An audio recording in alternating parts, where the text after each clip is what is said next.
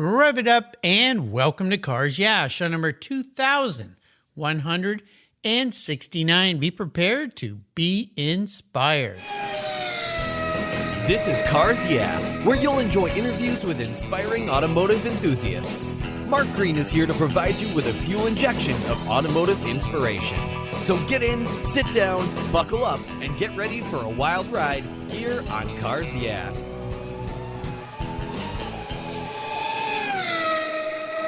Hello, inspiring automotive enthusiasts, and welcome to Cars Yeah. Today I'm in a beautiful Draper, Utah, right up nestled into the mountains, with a very special guest by the name of Mark Osmundson. Mark, welcome to Cars Yeah. Do you have any gear, and are you ready to release the clutch? I'm ready, Mark. Thank you. We'll have some fun here. So before I give you a proper introduction and we dive into your world, what's one little thing that maybe people don't know about you, Mark?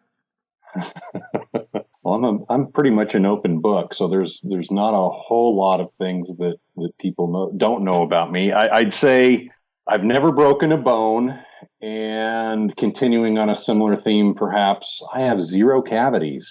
Now, I promote that one. I promote the zero cavity thing to everybody I can because it's kind of a badge of honor. Well, maybe the good bones have something to do with the good teeth. Yeah, it could be. I don't know. Yeah, I've never broken a bone either, but I can't say the same for my mouth. So, yeah, broken that one too. But, well, very interesting. Okay, well, good genetics, If you were a horse, you'd be sold first on the block. So yes, I wouldn't be sent to the glue factory yet. That'd be a good thing. Absolutely. Yeah. So let me give you a proper introduction here. Mark Osmundson is with Jamison Search, and he's the Vice President at Automotive Aftermarket Recruiting. Two characteristics have remained consistent in his life more than any others: a love for cars and a desire to facilitate meaningful connections. Within the sponsorship and business development side of motorsports, these two characteristics began to blend in a very formal way. Over the course of 8 years, Mark was responsible for providing meaningful and quantifiable programs, all while continuing to build a robust network of passionate professionals in the industry. In the past 7 years, he has formalized his automotive passion into a recruiting practice that has enabled him to work with outstanding aftermarket companies and introduce them to people who will truly make an impact within their organizations. This is cool. We'll be back in just a moment, but first a word from our sponsors. So, they keep the gas in the tanks here, so we'll give them a little love and we'll be right back. Covercraft's newest 3-layer all-climate cover is especially engineered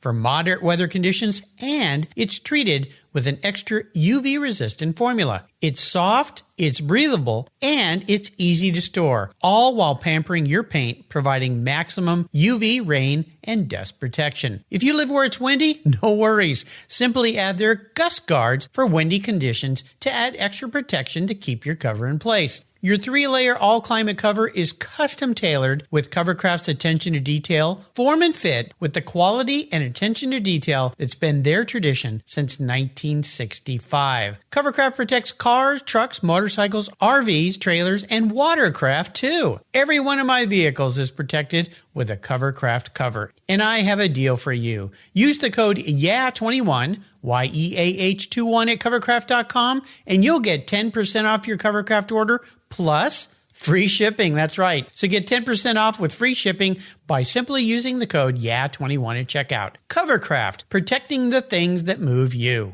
When it was time to renew my collector car policy, my carrier raised my rates by a lot.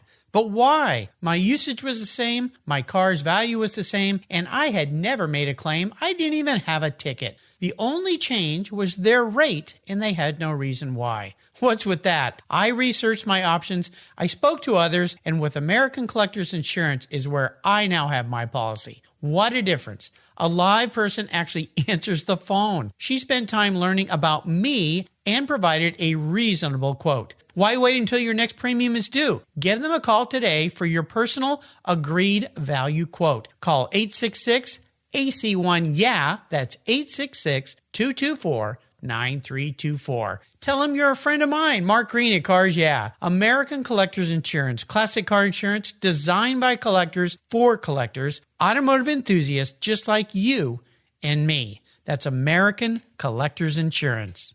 I've teamed up with AutoGeek because Well, they've been the leading source of auto detailing products, accessories for more than 20 years. Their Pinnacle Sovereign Paste Wax is specially formulated from Brazilian carnauba wax. It's easy to apply on any paint surface and provides that warm glow that we love, especially me on my vehicles. You're going to love it too. A favorite of car shows countrywide, Pinnacle Sovereign Paste Wax from AutoGeek wipes on easily, requires no drying time, is easy to remove, and provides up to 90 days of protection against damaging environmental contaminants. This wax is designed to exceed the standards of the most discriminating enthusiasts and collectors. Go to AutoGeek.net to get yours for the best product selection on the internet today, along with their very skilled technical support. AutoGeek.net. That's where I go for all my detailing needs. That's AutoGeek.net. So, Mark, we are back. So I really love connecting with you because when I started Cars Yeah, the whole idea was inspiring automotive enthusiasts. My mantra. I wanted to expose inspiring automotive enthusiasts to people who would love to be working in the automotive field, but maybe they weren't. And they didn't realize there was all these opportunities. And when I came across you, I went, okay, here's the guy that is doing the whole inspiring automotive enthusiast. So let's first start with, how did you get into this business? And then how have you formed and molded this into some way of bringing people into where they should be and helping the people that need to find them? Oh, I appreciate the question, because it's an evolution that frankly was an accident on purpose. So nobody aspires to be a recruiter, a headhunter. You can call me a headhunter and I won't be offended, but I never intended to become this, but in many respects, it is the perfect culmination of things that I'd been doing previously. So I spent 15 years at Kraft Foods selling to retail grocery accounts. And it became very clear that my job was going to be going away. But as a car guy, I was keeping an eye on everything car related in Utah. And at the time, a guy by the name of Larry Miller, who owned the Utah Jazz, the Salt Lake Bees, and 50 some odd car dealerships, was building a racetrack outside of Salt Lake City. And so when my job at Kraft went away, that was the first resume I sent, was to the Larry Miller organization, hoping to get a job in sales at the racetrack. And long story short, I'd never been to a road race before. I'd never been to a drag race before. I'd never been to any formal sanctioned event. And so fast forwarding, it took me about 6 months to land an interview with, at the time, it was Greg Miller, Larry's oldest son, who was overseeing some of the track activity. This was at the end of their first season in 2006. And Greg hired me, unbeknownst to him. Alan Wilson, who was the CEO of the track, was hiring somebody to run their sales department in the next office. So 2 people were hired to run the sales organization at the same time. I'd never even been in motorsports. Yeah. Yeah. But that was really the first step.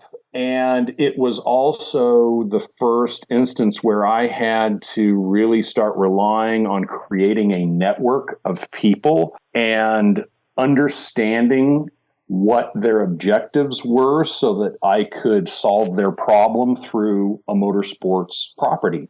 That was 7+ years with the Miller organization, moved into a nonprofit that does a lot of therapies and fundraising through motorsports. Again, a continuation of bringing people together. And then lastly, when that opportunity closed, an extended family member said, you ought to try recruiting. I think you'd be really good at it. And Jamison Search, the firm I'm with, allowed me to open an automotive desk, an automotive aftermarket desk, focused on sales, marketing, product, and ops roles within the automotive aftermarket and adjacent. And so it's really just been sort of an evolution that's culminated in me being able to monetize creating these meaningful connections. Well, gee, you started at an awesome track. I had the luxury of going out there. I had a friend that was running a race team, IMSA race team, and went out to that track and spent a couple days out there. I remember when Audi was launching their R8 and they brought some of their factory drivers and gave us rides. And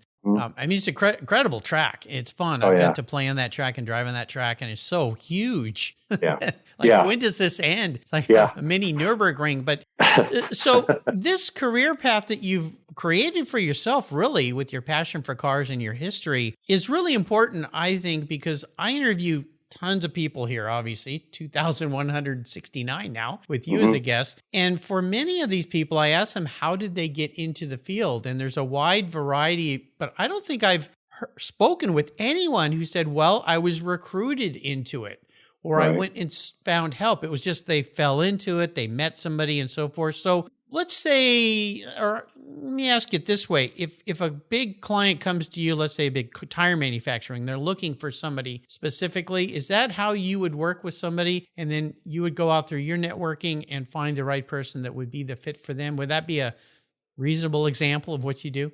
Yeah, and a more detailed description of that would be, as a headhunter, I find the people that my clients are looking for. So I'll do a deep dive with them about the specific role that needs to be filled, the must-haves, the nice-to-haves that an ideal candidate brings. But then we'll go deeper into, okay, so tire company A, what is it about your company that would compel somebody to come work there?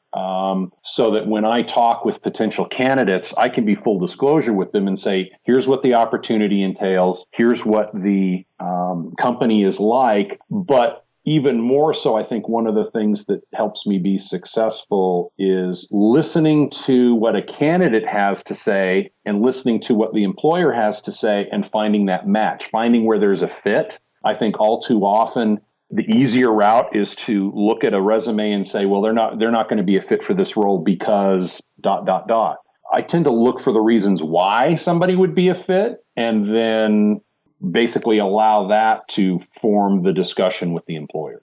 Well, that's refreshing because a lot of times, and I worked at a company for 20 plus years where way back when I wore every hat there was. So I was the recruiter, I was the hirer, I was the firer. We didn't have an HR person, so I had to do all of that. And you would get these stacks of resumes and trying to decide based on a sheet of paper, I just found to be crazy.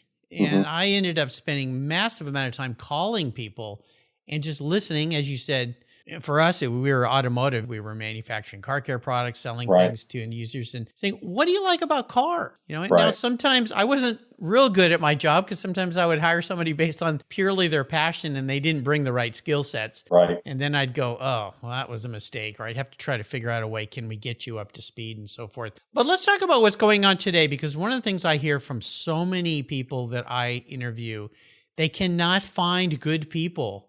They can't find any people at all. Now, with the level of what you're doing, is that a challenge for you as well with what's going on? Absolutely. Okay, then I have to ask, where have all the workers gone? They're out there, but it is an unprecedentedly unique hiring marketplace, employment environment. And we're still, despite any indications of recession or inflation, it's still very much a candidate-driven marketplace, and it has been for the last 10 years or so, but acutely so now, because there are more jobs than there are people to fill them. And so candidates have generally multiple options. The best candidates, when we get down to an offer stage with one of my clients, may have one or two or even three offers in hand. So they can be very selective. And so that's part of it. Plus, they're getting pinged constantly by talent acquisition people, by recruiters like myself. And so some of them have just stopped returning calls. They're tired of getting pinged. I talked to someone yesterday and she flat out said, if I could put on my LinkedIn profile, I'm happy where I am, I'm not interested, she would do it. So it's difficult for everybody. And in the last year, I've had more new clients and had more difficulty placing people with those companies than I ever had in the past because it's such a unique employment environment. Yeah, it is something like I've never seen. And I'm a little bit more mature than you. I won't call myself old, but yeah, it's very, very unique. So if there's a listener out there that is looking to work in the automotive industry, because that's a lot of what Cars Yeah podcast is all about, what are some of the things that you would suggest to them to find that dream position with the dream Right. company? There's probably two really important things to consider. One, follow your passion. So if you are a sports car person, an off-road person, whatever it may be, you probably know the companies that are participating in those segments, whether it be products or other entities, say motorsports, racing, whatever.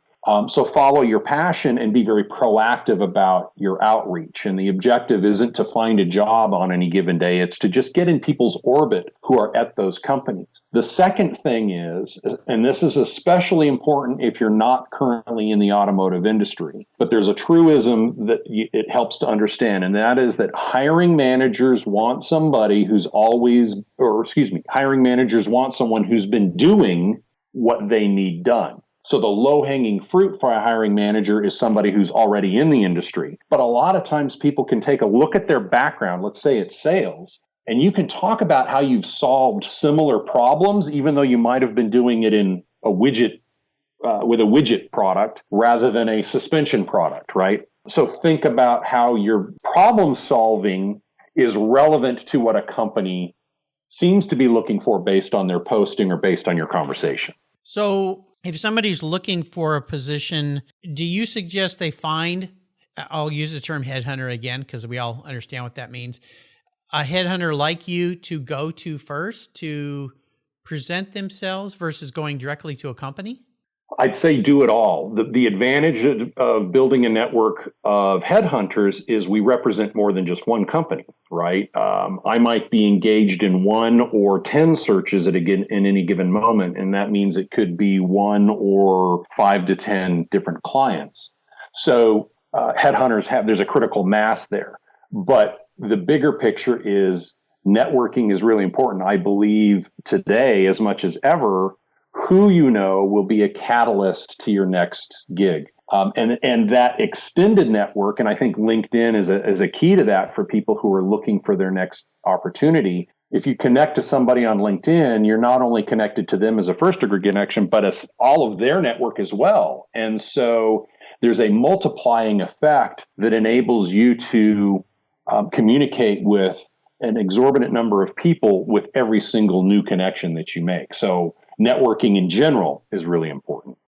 Great advice. I like to ask guests about what I call driving inspirations, people who've been mentors, influential people. It kind of relates back to LinkedIn. I've said for years, LinkedIn, and I believe it's now being much better utilized, but was a massively underutilized tool in the social media network. And more and more people, I think, now have figured that out, even to the point of migrating away from the Facebooks and things. And even though LinkedIn, you can get the people posting things that are back into the usual junk we don't want to see, Right. Political comments or crazy comments or their kid eating popcorn, whatever it might be. But would you say that are going back to your driving inspiration, was there a person in your life that was very influential to you?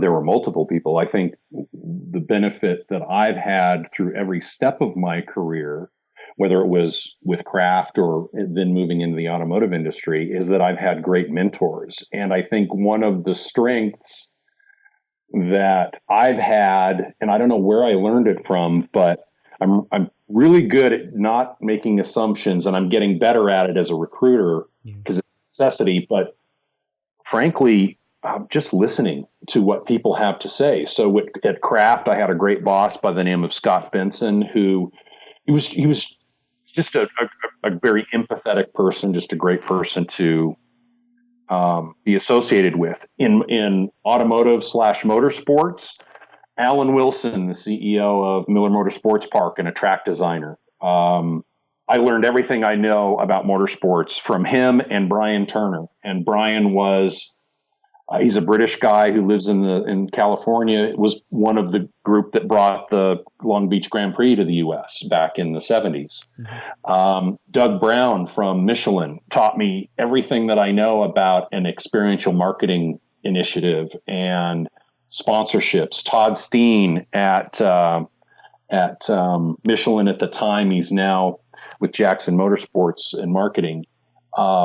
Learned so much from them about sponsorships and building networks. And all of that has compounded to where I am today. And in the recruiting world, our managing partner at Jamison Search, John York, has taught me everything I know about recruiting. And I've been able to stack all of this experience one on top of the other to create what I think is a pretty successful aftermarket recruiting practice.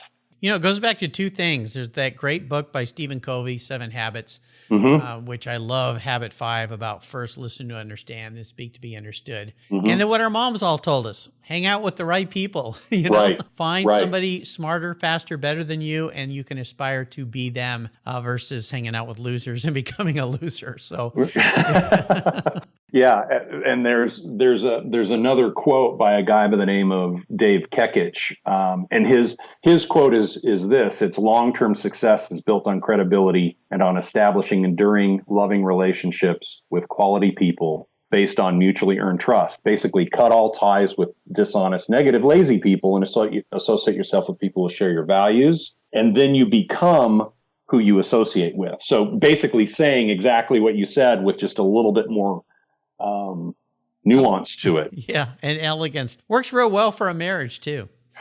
Yeah, no kidding. Well, I wasn't so successful the first time around. Fingers crossed for the next time. There you go. There you go. I'm fortunate. I took my mom's advice, married a woman who was way smarter than me. We just celebrated 38 years together. Oh, congrats. And I'll tell you, my grandparents were married just about 70 years. And I asked my grandpa the day I got married, I said, "What's the key to a successful marriage, Grandpa?" And he said, "Oh, that's easy. Just do everything she tells you to do." My grandmother jabbed him in the ribs and said, "Don't lie to the boy, Bill." And then he got serious and he said, "You know what? Here's the key. Always be willing to give more than you expect to get back." Yeah. And if you both do that, you got a pretty good relationship. I think they kind of figured it out. We'll take a short break and thank our sponsors. When we come back, we'll talk a little bit more about finding that dream job. So sit tight, keep the seatbelts on. We'll be right back.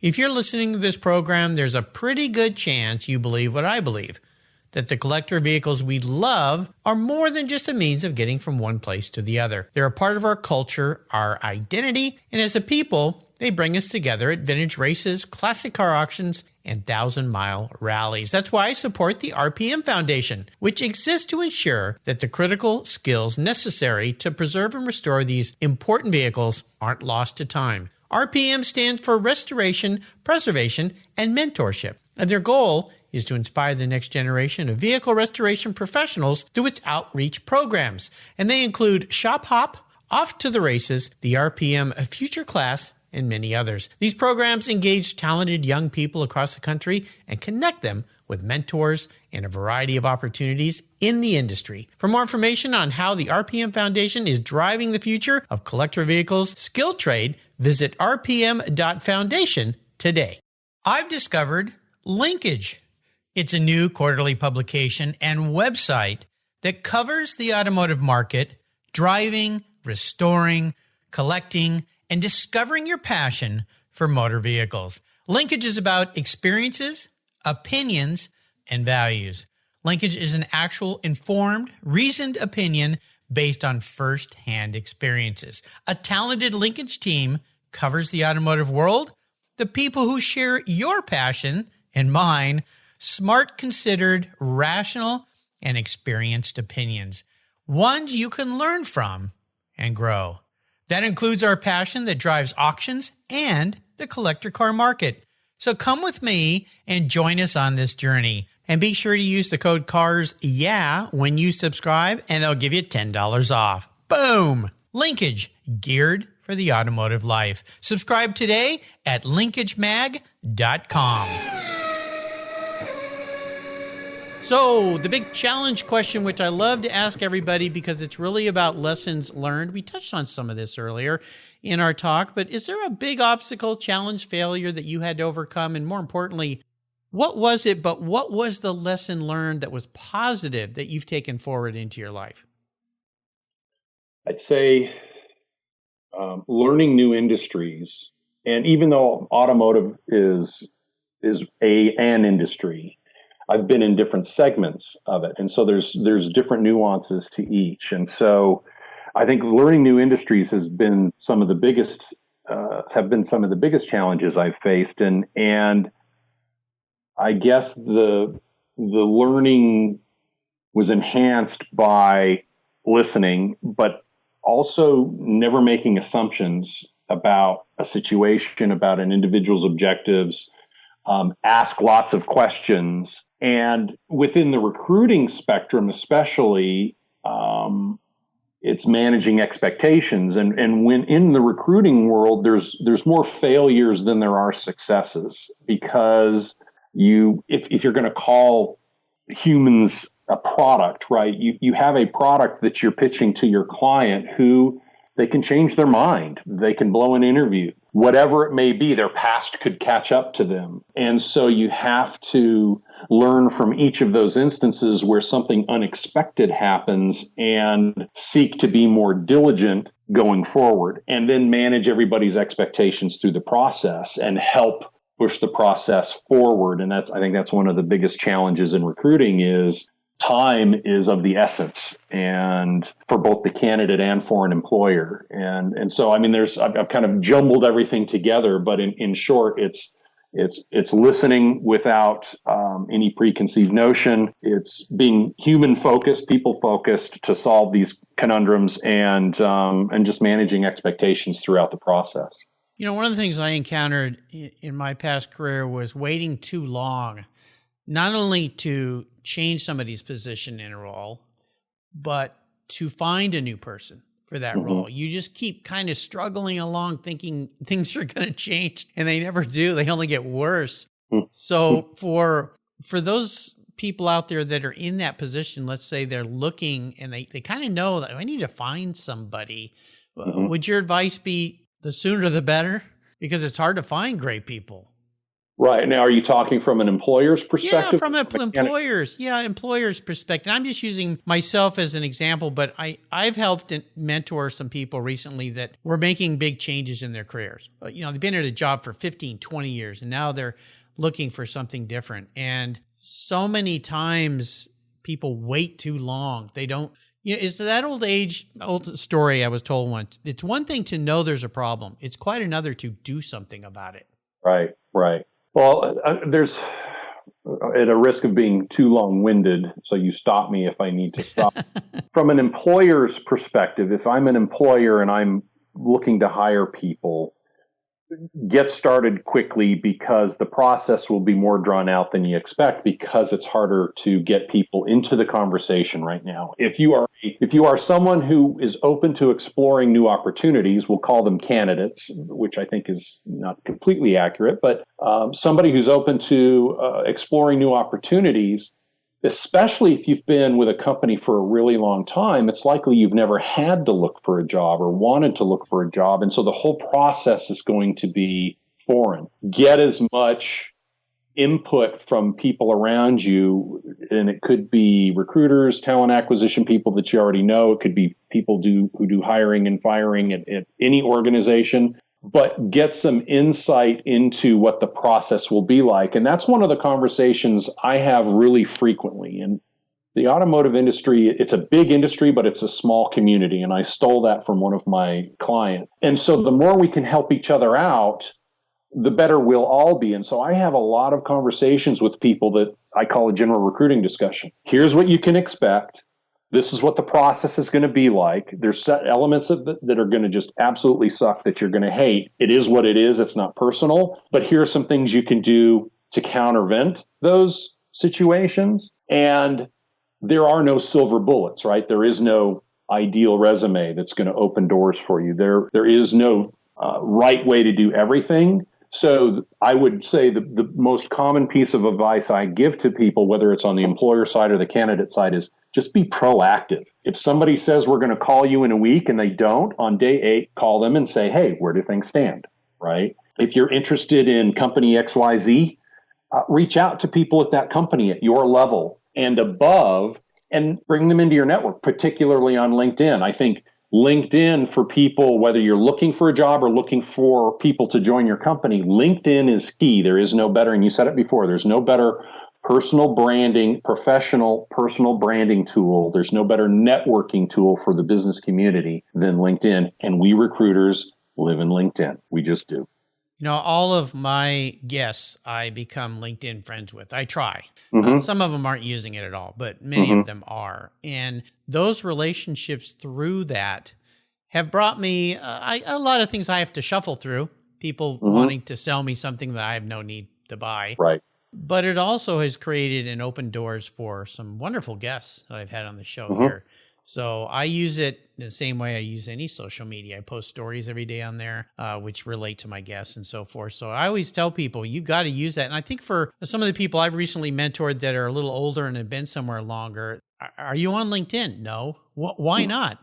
Right. Well, I never needed to be. Well, now's the time. Right. Well, you said something earlier that applies to LinkedIn. The more you give on LinkedIn, the more you get back. So for somebody, especially who is of an older age, who has some great professional experience under their belt, there's a lot that they can give, and it'll come back to them either through more meaningful connections or perhaps job opportunities. And it's as simple as acknowledging a post, commenting, giving your expertise, sharing somebody's content. The more you give, the more you remain in people's orbit, the more they recognize it. And then when it does come time to find a job, it becomes a warm call rather than a cold call, because you're reaching out to somebody you've already interacted with, even though it's through a social media platform. You touched on something that just spurred a thought too. Would you suggest for anybody in any position, not just a business owner, to build their own brand within what they do? Do you know what I mean by that? I think it's something that everybody needs to do, but it's not the same as building a corporate brand identity through a social media platform. I think as an individual, you build your brand, particularly on LinkedIn, by having relevant professional content that is tied to what you do. So again, because hiring managers want somebody who's already been doing what they need done, ensure that the chronology of your job history includes bullet points of your successes. That's part of that personal branding. Make comments and share your expertise. I think, again, avoiding religion and politics. Let's keep this a professional forum, but share that expertise. And again, that's part of the personal branding exercise as well. Well said. Well, we've touched a lot on how to find the dream job and what you do to help people. But the other way I introduced you was this lifelong love for cars. So we're going to talk about that a little bit here. Let's talk about a special vehicle story in your life. Is there one? I'm guessing there is. If so, tell me a little story about it. Probably the best vehicle stories that I have relate to my time in motorsports and sponsorship activation. I don't think there is a better mechanism for engaging people than through motorsport sponsorships. And so when I was with Miller Motorsports Park, now called Utah Motorsport Campus, we used to do programs where we would give tours of the museum. And at the time, Larry died in 2009, but he was a prolific Shelby collector, and he had one of the most amazing Shelby collections, including Ken Miles' Le Mans car, including one of the 6 Cobra Daytona coupes. And so we would give people tours of the museum and to watch people's jaws drop when they're standing next to a $15 million car. When we're in the control tower at a racetrack and there's a race going on beneath them, and they are really privy to the central operations center for conducting a race, the safety operations, the logistics, all of that. And the broadcast, I had one guest that we were giving a tour. It was a business group, and we're showing them how they can use the motorsports park for their own business endeavors. And she's standing outside the broadcast booth where Speed TV was broadcasting the World Superbike race at the time, and tears came to her eyes, and she said, "I can't believe I'm here." People giving them hot lap rides, right? And out and in lap where they're strapped into the right seat of a Mustang, and the grins on their faces when you unbuckle them. There's nothing better than that. And so all of my best car memories are really living vicariously through somebody else's experience. Nice. That is probably the most unique answer to that question I've heard. So I'm going to crawl into your skull a little bit here, Mark, be your car psychologist. If you were reincarnated reincarnated, pun intended, not what you want to be, but you are actually some type of vehicle, what would you be and why? My inclination is to say something fast and fun, but the reality is probably an old farm truck. I'm a little dusty. I'm a little dirty. I smell funny. I'm out of shape, but ultimately I can still get the job done. So fair enough. I'd have to say an old farm truck, probably an old Ford F-100. Step side, something fun like that. Just getting it done. I like to ask my guests about how they like to give back, but I look at your entire career as about giving back. You find probably one of the most important ways people can spend their life is doing what they love. You find ways for people to do that for people who need that experience. Is that how you view yourself, as someone who gives back? Yeah, I like to think so. Again, because the automotive industry is such a small community, we all cross each other's paths at some point. And whether it's through SEMA or PRI or some other organization like that, the more we can help each other out. And I truly believe that bettering somebody's employment situation, putting them at a company where they can follow their passions, and helping that employer get a candidate, get a new employee that's really excited about the job. I do think that's helping out. And yeah, I earn a living off of it, but there's a big altruistic piece to it as well. And I spend a lot of time talking with people with whom I may never have a commercial relationship. And I do it because I love to have the conversations. I love to hear their stories. It's a lot like you. I love to hear what people have to say about what got them to where they are and where they want to be next. It's a lot of fun. How about a great book you'd like to share with our listeners today? I don't read a whole lot of self-help types of books. Frankly, one of my favorite books that is automotive focused, there's a couple. There's Go Like Hell, which is about the Ford-Ferrari wars, and then The Art of Racing in the Rain. And that last one is close to my heart because I was involved with both the incarnation and the closure of the Ford Racing Mustang Challenge race series. And Linda Randall, who ran the series, after the first season, she gave all of the teams and all of the race stewards and volunteers and personnel a copy of Art of Racing in the Rain. It had just come out at that point. And I love that book because it's an emotional, gut-wrenching story, and it's a tutorial it's a metaphor, frankly, for how life and racing are so similar. Well, you mentioned two past Cars Yeah alumni of yours, now on Cars Yeah, AJ Game, Go Like Hell, and Gar Stein, Art of Racing in the Rain. So, nice. Both great books. So if any of you listeners didn't get a chance to listen to those two guys, you can find them and all the past guests on the Cars Yeah website. All right, the ultimate drive. I'm going to park anything you would like in your driveway. You can take it on a drive. And here's the key. Since we both like being around people, you can take anybody with you, even someone who's no longer with us, someone who's passed, which opens up a wide variety for this ultimate drive. So what does it look like for you? Let's start with the ride, the car. It all depends on the type of drive that I'm doing. Lately, I've been inclined to find a dirt road and just go, I wonder where that goes. So you can't really take an Audi RS6 Avant on that kind of road, which would be my choice for a pavement drive. So if I'm riding in the dirt, it's probably a kitted out Lexus GX 460 that, call it an overlander, if you will, which isn't really what I do, but I want to explore ghost towns and do something like that. If I'm on the road, it's Route 66. I've always wanted to do the entirety of Route 66, however you pronounce it. Yep. I'd love to take a drive like that with my kids. I have 3 kids, ages 24 to 17, and I don't know that they'd be so inclined to do it.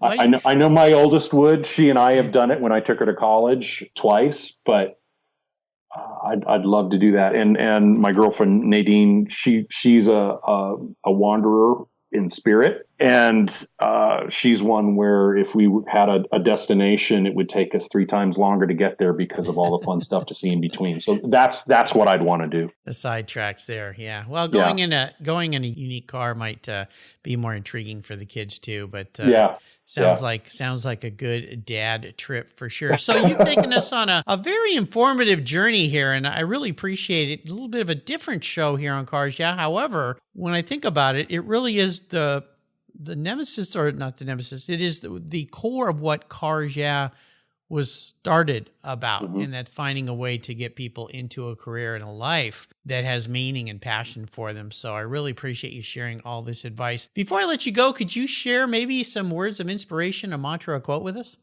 Well, I shared one by Dave Kekich earlier, which I think is really at the core of how I approach recruiting. But there's another one by Albert Einstein that I think is relevant to life and professional life as well, especially probably.